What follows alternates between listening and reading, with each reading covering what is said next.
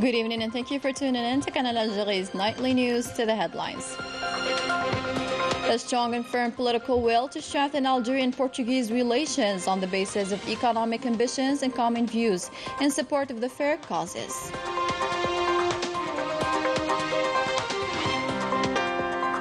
Following the heavy rainfall across a number of provinces of the country, a follow-up cell is installed to ensure the rapid care for those affected, while mobilizing all departments to control the damages. As the 21st edition of Sib Safilaha comes to a close, details on the prospects and opportunities of cooperation this fair offered, especially in terms of African cooperation, with the guest of the bulletin tonight. On Africa Day, as an active contributor, Algeria intensifies its efforts for economic integration, stability and sustainable development in the continent. And on the occasion, the representative of the Polisario Front to the United Nations advocates for the right of the Sahrawi people to self-determination, while the UN Secretary General stresses the need to accelerate the pace of decolonization. Welcome again. First off, the visit of the President of the Republic to Portugal was marked with the signing of the strategic agreement between Algiers and Lisbon, a visit that embodied the shared understanding of the international issues, notably concerning the Palestinian and the Sahrawi causes. Sabrin Taferginit will give us the details. Based on mutual respect and good neighborliness, the relations between Algeria and Portugal are entering a new phase, following the state visit by the President of the Republic. A memorandum of understanding in the field of digital governance and administrative modernization, a cultural exchange program for the period 2023-2025, as well as a declaration of intent tackling the reinforcement of the bilateral cooperation alongside the memorandum of understanding on startups and innovation were signed. Algiers and Lisbon want to boost economic cooperation on a win-win basis. The President of the Republic has put forward investment opportunities offered by Algeria's business climate under the new investment law, which protects foreign investors and guarantees the stability of the legal framework. He invited businessmen from both countries to explore ways of strengthening their economic partnership and the shaping of a shared economic future, matching the quality of the political and human relations between the two countries. The talks between the two parties confirmed the depth of the strategic relations between Algiers and Lisbon and revealed the shared understanding on regional and international issues, notably on Western Sahara and Palestine. We reaffirm Portugal's firm and constant position on the role of the United Nations and respect for its decisions, in particular on the issue of Western Sahara.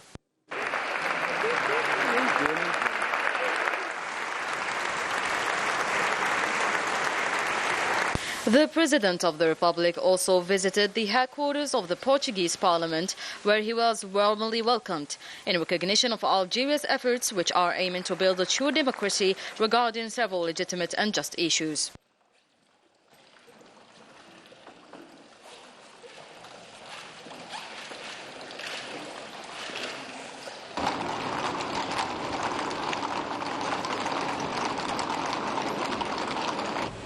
Most regions of the country witnessed weather fluctuations accompanied by significant amounts of rain, which led to two deaths. This concerns a 7-year-old girl in the municipality of Bouhachana in Guelma province, the 9-year-old boy who died in the municipality of Khmisti in Tipaza province. It also caused damage to a number of buildings and public infrastructures.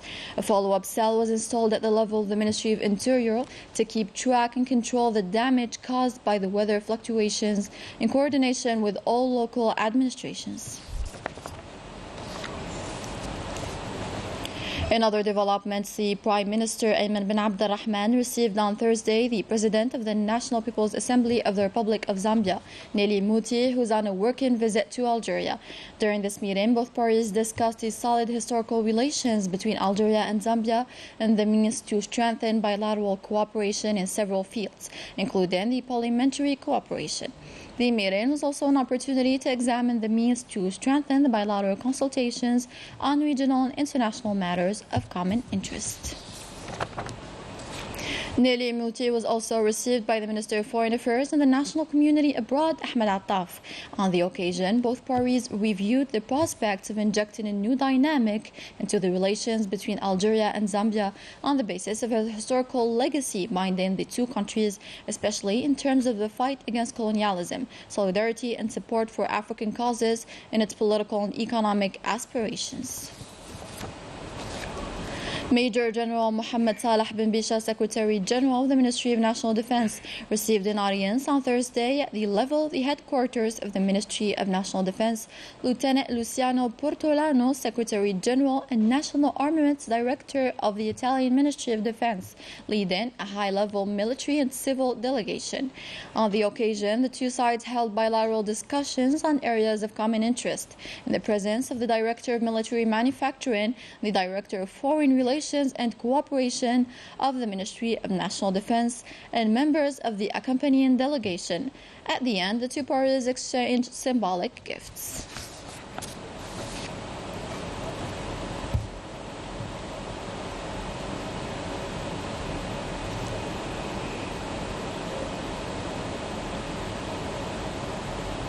The 21st edition of Sibsa Filaha has seen innovative solutions that have been proposed by Algerian experts and researchers. This edition also witnessed Algeria's new strategies targeting the African market. Rania Al-Bahri was there and came back with the following. Dedicated to livestock and agricultural equipment, this event brings together 550 exhibitors from inside and outside the country. Filaha Innov, a structure for innovative agricultural projects, managed by a team of experts from Filaha Innov Foundation, GRFI, who was strongly present in this 21st edition.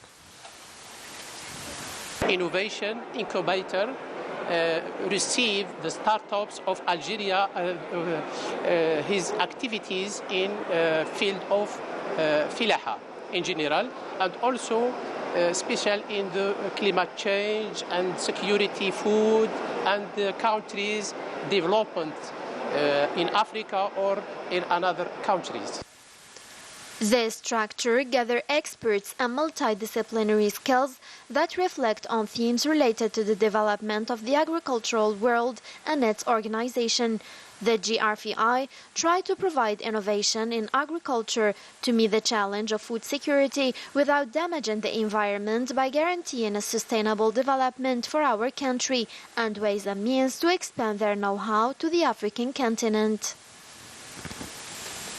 Filaha Innov Incubator work with many ministries like Management Startup Ministry and Agriculture and Economic and Rural Development, so Agriculture Ministry also. So Filaha Innov receive the idea innovation to help the people, to help the farmers in this field, how we find the solution about for example, the climate change. There is no rainwater, for example, this year. There is also how we can enter intelligent and artificial from idea from universities. So agriculture and agri-food industries are conquering international markets with the revival of Algerian exports to international markets, especially the African one. It is also an excellent opportunity to relaunch the African partnership and to strengthen the South-South cooperation. This fair is a place for exchange, bringing together people activating in the agricultural sector. It is also an opportunity for Algeria for the promotion of the agribusiness investment at the African level. To further discuss this fair and the capacities of Algerian agricultural products to be exported to the African market, I am happy to have with me Mr. Monsef Boudarba, who is an expert in economy. Mr. Boudarba, thank you so much for joining us tonight. Thank you for your invitation. I am very proud to be here to give you some more information, important information concerning the Filaha Sibsa Innov. All right. So we are, like said Dr. Nadri, what was very important this year is the 21st, let's say, occasion to promote the Algerian agricultural food. All right, and my Yes. question to you, Mr. Boudarba, is as we saw, African exhibitors are strongly present in the fair, and Senegal is even the guest of honor this year. Yes. How important is it for Algerian agricultural products to integrate the African market, especially in light of agreements such as the African Free Trade Area? Okay, we are very proud to receive Senegal as a VIP guest of honor, honor, yes. and also we received 39 countries, more than 30,000 professional visitors are coming. They came and visited all the stands, and this fair or this meeting was based on 3 points. The first point is to show to the world that Algeria has a strategical agriculture policy today. The second point is how to go with our products, manufactured products and agriculture products, to go to the African market. And the third point, like said Dr. Nadri, is the innovation, because Algeria has great potential in all the alternatives powers. We have a very strategical position between Europe and Africa, so this gives a great opportunity for Algeria to show and to penetrate the African market. All right, thank you so much, Mr. Boudarba, for this valuable information. Thank you very much. In the same context, Algeria is heading more and more towards other African countries. Among the important measures that have been taken is the opening of Algerian banks in African countries to support investors. More details with Rania Al-Bahri. After having initiated several economic reforms, Algeria remains fully convinced of the need to support policies aimed at boosting the rate of industrial growth and economic diversification in African countries in favor of the Continental Free Trade Area, an approach which represents a crucial step in achieving continental integration. A changé de paradigme économique en termes de... Algeria has changed its economic paradigm in terms of its ability to produce goods and services for export, which was limited in previous decades in African markets. I'm talking about cement, iron and steel products, and also agricultural products, because Algeria has reached a momentum where it is generating export capacities that the situation is particularly favorable with the establishment of the African Free Trade Zone.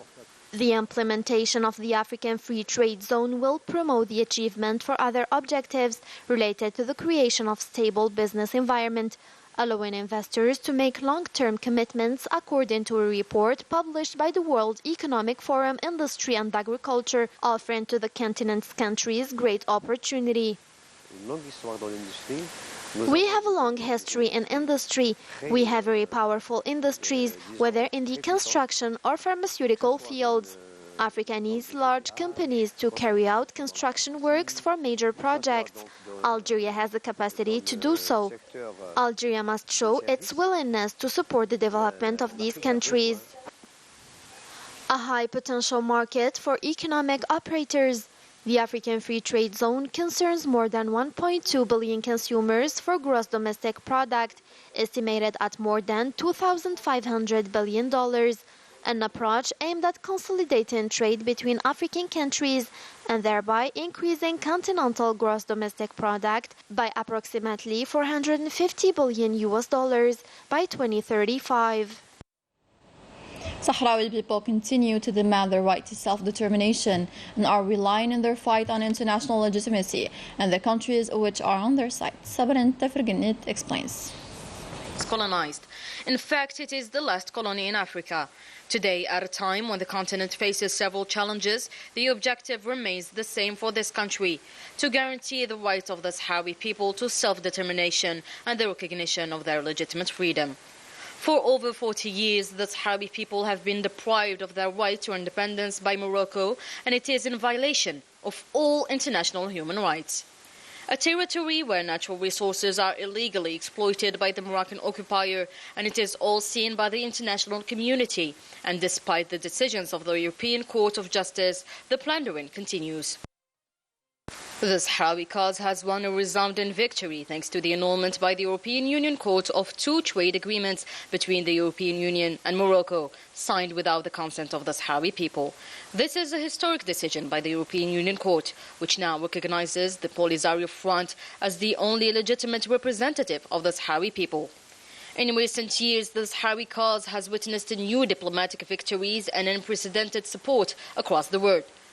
Convinced of the justness of this cause, several countries have announced the resumption of diplomatic relations with the Sahrawi Arab Democratic Republic, following the example of Peru, marking a new victory for the Sahrawi people and their just cause. In another significant development, a series of demonstrations of solidarity and support for the Sahrawi cause were organized by several countries, including Austria, Australia and Timor-Leste, as part of the celebrations marking the anniversary of the proclamation of the Sahrawi Arab Democratic Republic, with the participation of high-level personalities.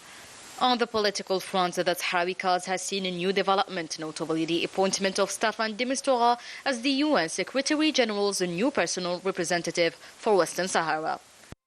Talking about the diplomatic front, more than 80 states now recognize the Sahrawi Arab Democratic Republic and maintain relations with this country.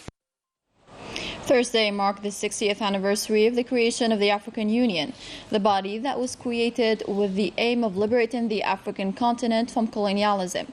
Given the international developments, the organization is now intensifying the efforts for economic integration, supported by Algeria, that is working on the same goal on all levels. These efforts are hailed by different African leaders, as we will see in this statement by the Chargé d'Affaires of the Embassy of South Africa in Algeria. Let's have a listen.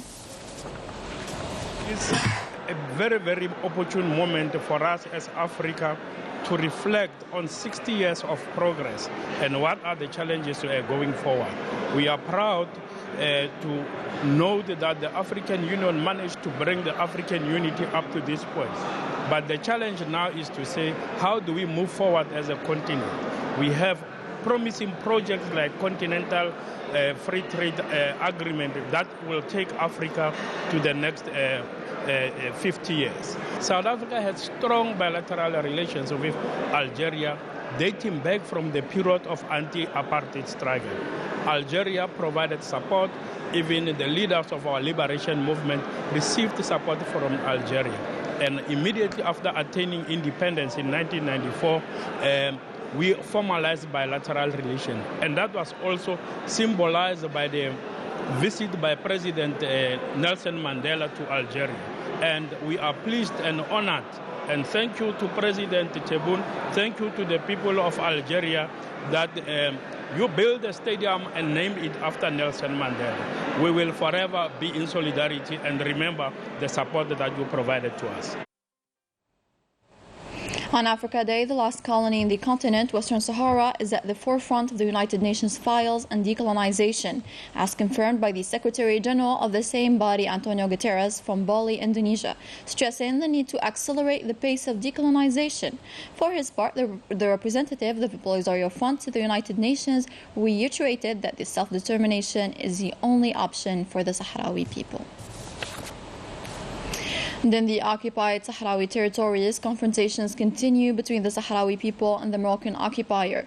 Over 10 days of repression by the Moroccan colonial forces, with more Sahrawi militants being the target of house arrest, preventing them from moving freely and to contact other militants. This unprovoked, unprecedented repression did not slow down the determination of the Sahrawis to take to the streets and celebrate the 50th anniversary of the creation of the Polisario Front.